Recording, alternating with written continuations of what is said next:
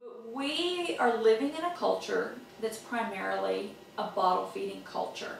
Breastfeeding has been around as long as human beings have been around, but we lost that thread a generation or so ago. The 60s and 70s were pretty much the low point for breastfeeding, and we've been fighting back from that ever since then. So many of the moms now, a lot of them, their own mothers have not breastfed. Many women who are having babies have never seen anybody breastfeed their baby. They see people bottle feeding. You know, when you're out and about in public, you see bottles all the time, but you don't see women breastfeeding nearly as often. And so we are imprinted with how bottle feeding works. And we try to hold our babies, and we get ready to go and nurse, and we don't necessarily put them in a breastfeeding position. We put them in a bottle feeding position, which is how we've seen babies be held to be fed. And a bottle feeding position does not work for breastfeeding a baby. So we need to kind of be taught something so that we can overcome that. We need to use our brains a lot more to breastfeed than women did generations ago, when it just really was second nature to them. And we do a lot of teaching simply to overcome that.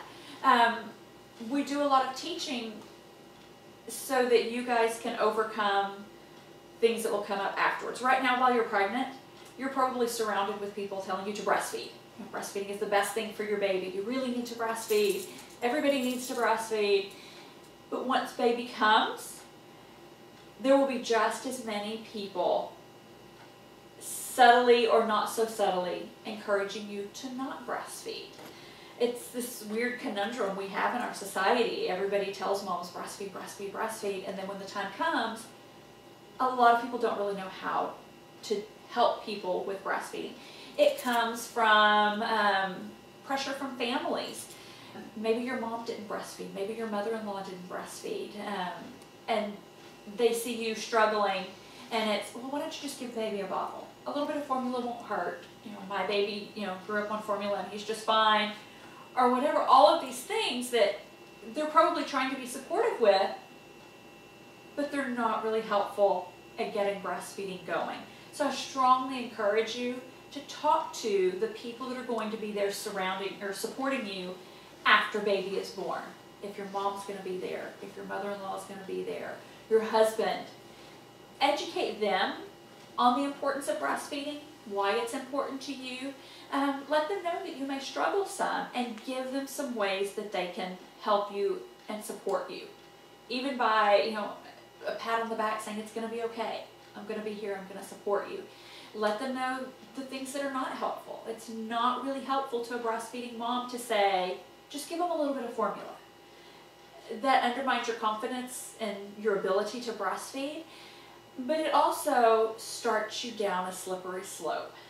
Very rarely is it just one bottle of formula that totally derails a mom from breastfeeding, but very often one bottle leads to another bottle, leads to another bottle, and before you know it, you've inadvertently weaned your baby. In those early days, it can seem easier to give the baby a bottle than it is to try to figure out the latch and to work through those problems. But if you work through those problems, there is nothing easier than being able to just put your baby to the breast and feed him.